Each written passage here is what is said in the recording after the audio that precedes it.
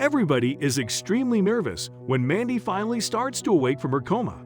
She had been out for 6 long years, and most people didn't think she would ever wake up again. Her husband Eric is one of the first people Mandy sees when she opens her eyes again, but instead of being happy to see him, she is seemingly furious at him. And Eric would quickly come to understand why. Eric has heard stories of people being still able to listen while comatose. Could this be the case for Mandy? When Mandy realizes where she is and what is going on, her eyes start to scan the room and stop when they meet those of Eric. You can immediately see her expression change.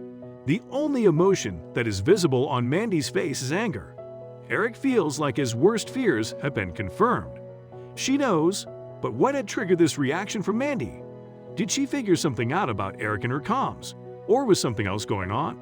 Before we start, can we get this video to 1,000 likes? Please hit the like button and subscribe to the channel. Mandy and Eric have been together for 2.5 years.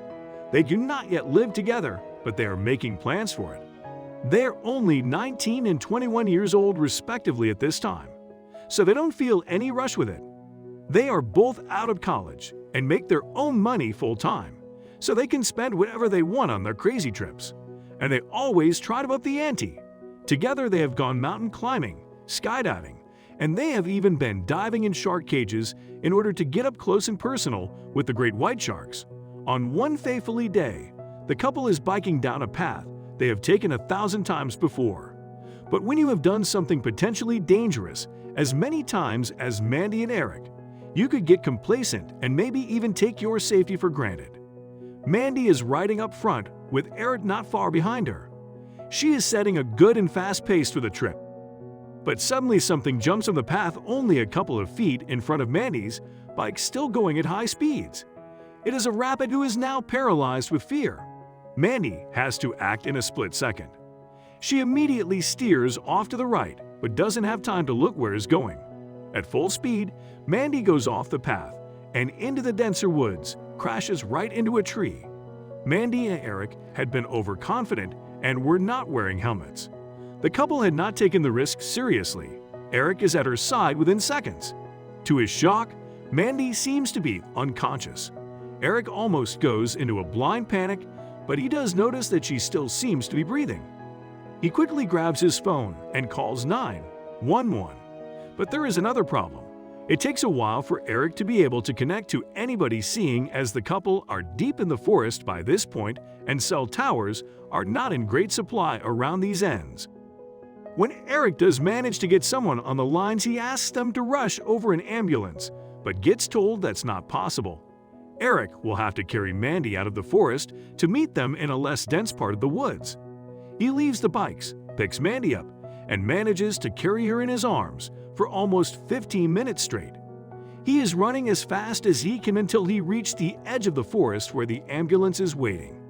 When he gets to the ambulance, they immediately start checking Mandy while the car crosses at high speed to the nearest hospital.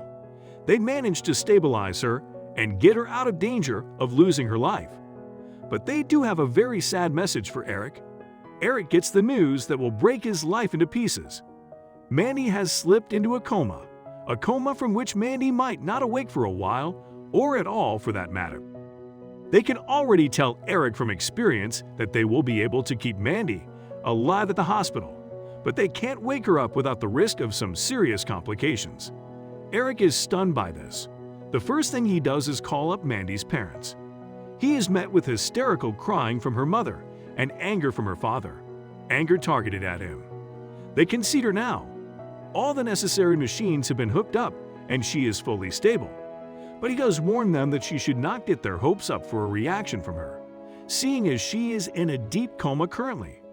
Eric goes home, which is only a 15 minutes drive from the hospital. He gets a ride from Mandy's parents. Eric has to get back to work the next day, but he decides to take the week off to be able to spend his time at the hospital with Mandy. He also uses this time to think about everything, mainly about how the next months or even years of his life will look like. Mandy and he had talked about what to do if something happened to either of them. This was always a possibility with their kind of lifestyle. Both had always said they wanted the other to move on with someone else, But now that the time had come, Eric wasn't so sure anymore. He could not imagine just leaving the love of his life like this and trying to move on with somebody else. But now it almost seems like he would not only betray Mandy by doing this, but also betray her parents and even himself. But was it possible for him to spend possibly years of his life waiting on a person that might never wake up again? Eric made his decision right there and then. It was a tough and long period for Eric. He spends a lot of time in the hospital just hoping to see even the slightest bit of improvement in Mandy. The extreme adventures and vacations started to become a thing of the past as time moved on. He spends his weeks either working, sitting at the hospital, and occasionally seeing some friends. But this was rare. Eric also talked about this to Mandy, not really with the intention of getting a response, because he knew she would not be happy if she heard this, but more to get it off his chest. They actually tried to motivate him to go out again, pick up the things that he liked to do, and spend less time at the hospital. After a lot of deliberation, Eric decided to take the advice he got from Mandy's parents to heart. At first, he was really excited about this. Something he didn't want to attempt again was mountain biking, but he did start freerunning in the city again. This led to him interacting more with different people. And among those other people was a girl whom he had seen before. Eric had always known that this girl had shown an interest in him. He had seen her checking him out before, when he was freerunning with Mandy. When she had figured out that Eric was alone this time, she approached him immediately and struck up a conversation. It was obvious what this girl her intentions were. Even though Eric had to admit to himself that he did find this girl very attractive, he didn't find it difficult at all to turn down his advances. By now, over five years had passed with absolutely no response from Mandy, and Eric and Mandy's parents were starting to give up hope more and more. The doctors also seemed to be nudging them in that direction for a while, but now they finally started to sway. Then something incredible happened.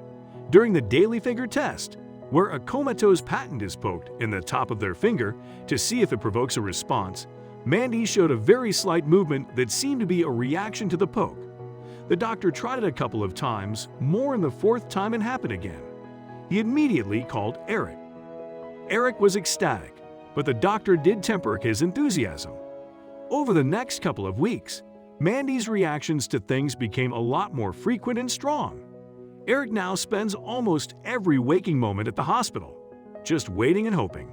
It had been 6 years since he heard Mandy's voice and saw her beautiful blue eyes. 6 weeks after Mandy had first reacted to the finger poke, it finally happened. She opened her eyes. Eric was at the hospital at this moment. Mandy's parents had left just an hour ago. The nurse that was in the room at this point immediately called them up. Mandy seemed to be very dazed and confused as to where she was. Eric started explaining everything to her. He did have to take it easy because it was obvious that Mandy was very weak, but she seemed to be starting to remember everything bit by bit. She first remembered who Eric was, and she seemed happy to see him. Eric continued by telling her how she had slipped into a coma and that he had rushed her to the hospital just in time. Mandy listened to all this with wide eyes, but her expression changed when Eric told her she had been out for 6 years. Her surprise suddenly seemed to switch to anger.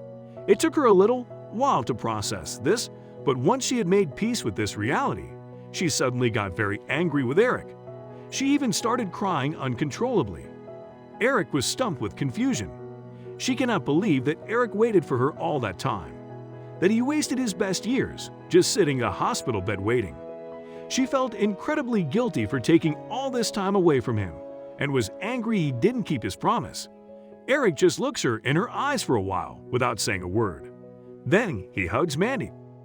Mandy was never really angry, and she is actually overjoyed that Eric waited for her. She just felt incredibly guilty. But Eric never regretted his decision for a second. Mandy managed to make a full recovery, and the two are still very happy together and are even trying to get back into their extreme lifestyle again.